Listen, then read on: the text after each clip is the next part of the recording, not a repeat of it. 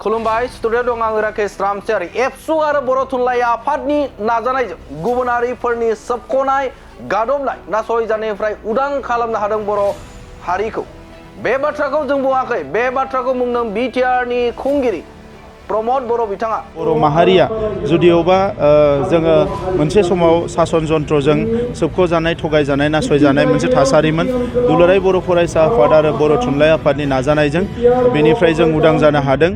बिथाङा बुंबावदों बर' हारिनि जारिमिनाव नायब्ला नुनो मोनो दुलाराय बर' फरायसा आफाद आरो बर' थुनलाइ आफादखौ नागारनानै बर' हारिखौ खौसे खालामनो हानाय बर' हारिनि जायखिजाया अलखदाव गसंनो हानाय बा अलखद समाव गसंनो हानाय बर' हारिनि जेंना जेंसिखौ बोस्रांनो हानाय बेफोरबायदि बर' हारियाव आफाद गैया। आरो बर' हारिनि जारिमिनाव नायोब्ला नुयो जे दुलाराय बर' फरायसा आफाद आरो बर' थुनलाइ आफाद बे मोननै आफादखौ नागारनानै बर' हारिखौ खौसे खालामनो हानाय बर' हारिनि जायखिजाया अलखद समाव गसंनो हानाय बर' हारिनि जेंना जेंसिफोरखौ बोस्रांनो हानाय आफाद जोंनि हारियाव आरो बेबायदि गोख्रों आफाद गैया। नाथाय माखासे आफादफोर दं जाय आफादफोरा बर' फरायसा आफाद आरो बर' थुनलाइ आफादजों लोगो नांनानै जयै खामानि मावो। माखासे आफादफोर दङ बे आफादफ्रा लोगो लानानै दुलाराय बर' फरायसा आफादजों बर' थुनलाइ आफादजों लोगो लानानै जयैनो गोबां खामानिफोरखौ मावो।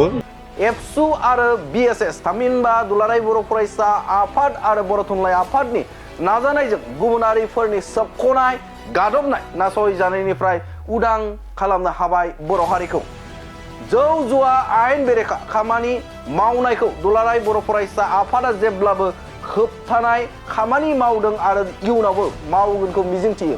जोङो मोनसे लेभेलाव फैबाय बिनिख्रुइ गोजौआव थांनो थाखाय जोङो गोब्राब खामानि मावनांगोन आरो बेवहाय दुलाराय बर' फरायसा आफादा समाजनि गेना गोरोन्थिफोरखौ सुस्रांनो जौ जुवा खोमसि फोथायनाय ड्राग्स बायदिसिनाफोरखौ फोजोबस्रांनो थाखाय गोदोनिफ्रायनो खामानि मावबोदों आरो दाबो मावबाय थादों। इयुनाव बे गासैबो हाबा मावनायखौ लानानैनो जों मोनसे बड'फाया हास्थायनाय बायदि गेरेमसा हारि मोननो हागोन बेखौ जोङो दिनैनि समाव मिजिंथिनो हायो। बे बाथ्राखौ बुंदों बिथां प्रमद बर' बिथाङा आरो बिथाङा बुंबावदों बर' समाजाव दुलाराय बर' फरायसा आफादखौ जेब्लाबो गोख्रों जानानै थाजानो बा थानायखौ जों लुबैयो होननानै बिथां प्रमद बर'आ बुंथिदों। दानिया फैदों बिथां प्रमद बर'आ आरोबाव मा गुबुन गुबुन बाथ्रा बुंबावदों नोंथांमोननि गेजेराव बड'लेण्ड बुब्लिया बे समाव नोंथांमोननो लाबोदों। दुलाराय बर' फरायसा आफादनि जिखिनि हाबा मावनाय बेवहाय उदालगुरि जिल्लाया मोनसे स्पेसियेल जायगा दङ। जि समाव दरं जिल्लामोन बै समावबो दुलाराय बर' फरायसा आफादनि जिखिनि मुभमेन्ट जिखिनि बायदिसिना हाबाफारि बे गासैबो हाबाफारिफोरखौ दरं जिल्ला हिसाबैबो जोबोद गोख्रोङै मावबोदोंमोन रायजो राजाखौ लानानै। दा उदालगुरि जिल्ला हिसाबैबो जोबोद गोख्रोङै खामानि मावगासिनो दङ आरो बर' हारिनि जारिमिनाव नायोब्ला नुयो जे दुलाराय बर' फरायसा आफाद आरो बर' थुनलाइ आफाद बे मोननै आफादखौ नागारनानै बर' हारिखौ खौसे खालामनो हानाय बर' हारिनि जायखिजाया अलखद समाव गसंनो हानाय बर' हारिनि जेंना जेंसिफोरखौ बोस्रांनो हानाय आफाद जोंनि हारियाव आरो बेबायदि गोख्रों आफाद गैया। माखासे आफादफोर दङ बे आफादफ्रा लोगो लानानै दुलाराय बर' फरायसा आफादजों बर' थुनलाइ आफादजों लोगो लानानै जयैनो गोबां खामानिफोरखौ मावो। दा बिनिखायनो बर' माहारिया जुदिअबा जोङो मोनसे समाव सासन जन्त्रजों सोबख'जानाय थगायजानाय नासयजानाय मोनसे थासारिमोन दुलाराय बर' फरायसा आफाद आरो बर' थुनलाइ आफादनि नाजानायजों बेनिफ्राय जों उदां जानो हादों आरो बेजों लोगोसे जोंनि माखासे हाथियार लानानै सोमावसारनाय माखासे जांख्रिखांनाय बे गासैबो थासारिखौ नायोब्ला दिनै जे बर' हारिया बुहुमाव सिनायजानाय मोनसे हारि जानो हाबाय बेनि थाखाय आङो गासैबो मुंख्लंफोरनिसिम साबायखरखौ बावो आरो बड'फा उपेन्द्रनाथ ब्रह्म बिथांनिसिम साबायखरखौ बावो आरो दायो जोङो मोनसे लेभेलाव फैबाय बिनिख्रुइ गोजौआव थांनो थाखाय जोङो गोब्राब खामानि मावनांगोन आरो बेवहाय दुलाराय बर' फरायसा आफादा समाजनि गेना गोरोन्थिफोरखौ सुस्रांनो जौ जुवा खोमसि फोथायनाय ड्राग्स बायदिसिनाफोरखौ फोजोबस्रांनो थाखाय गोदोनिफ्रायनो खामानि मावबोदों आरो दाबो मावबाय थादों। इयुनाव बे गासैबो हाबा मावनायखौ लानानैनो जों मोनसे बड'फाया हास्थायनाय बायदि गेरेमसा हारि मोननो हागोन बेखौ जोङो दिनैनि समाव मिजिंथिनो हायो।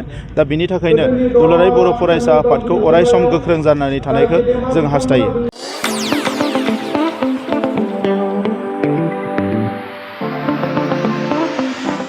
सानाय सुनाय बेरामनि जेंनायाव गोग्लैना थानायफोरनि थाखाय गोजोनथाव खौरां। गावनि देहानि सानाय सुनायखौ लानानै दुखुआव थानो गोनां गैला। जुदि नोंथाङा सानाय सुनाय दंब्ला जिंगासिनांगौनि गोनांथि गैया। नंगौ, चिरां जिल्लानि बेंटल गेट चापागुरियाव थानाय एसआइ निउर'थेरापि सेन्टाराव नोंथाङा गोरलैयैनो देहानि सानाय सुनायखौ फाहामथाय लानो हागोन। बे सेन्टाराव सिं सानाय, आफादावरि सानाय, मोदोम जरा सानाय, आइजोफोरनि जेंना, खर' सानाय बायदि बायदि रोखोमनि बेरामखौ फाहामथाय होनाय जायो। बे एसआइ निउर'थेरापि सेन्टाराव बेरामिया थानानै फाहामथाय लानो हानायनिबो सुबिदा दङ। नोंथाङा एसआइ निउर'थेरापि सेन्टाराव फाहामथाय लानो गोसो दंब्ला नैबे जानबुं नम्बर 7620160459 नङाब्ला 9476977956 आव थोंजों सुलाद लानो हागोन।